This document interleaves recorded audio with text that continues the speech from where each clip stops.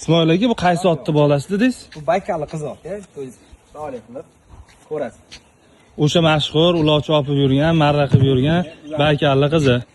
Yaxshi, xursand qilib yurgan tulporimiz qizi. Birga bir o'xshatdimi? Mashalloh, xuddi otasiga tushibdi bu bola.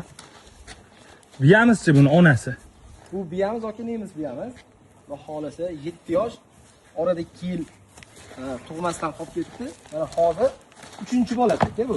Lekin rosa bolajon ekan, bolasi bir qadam ketsa o'zi qidiryapti bola. Qarang qidirishini.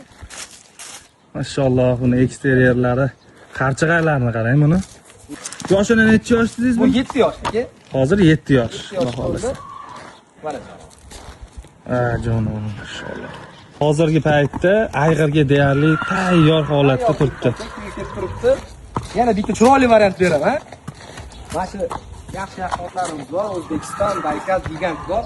Shu ikkalovidan bittasiga to'xtatib berishga ham kelishaveramiz. Unaqasiga ham kelishiladi. Juda ko'pchilik akamiz gigant xolashadi. Shu gigantga o'zim mo'ljallab turibman. Shu hozir bir hafta kuni qo'yaman.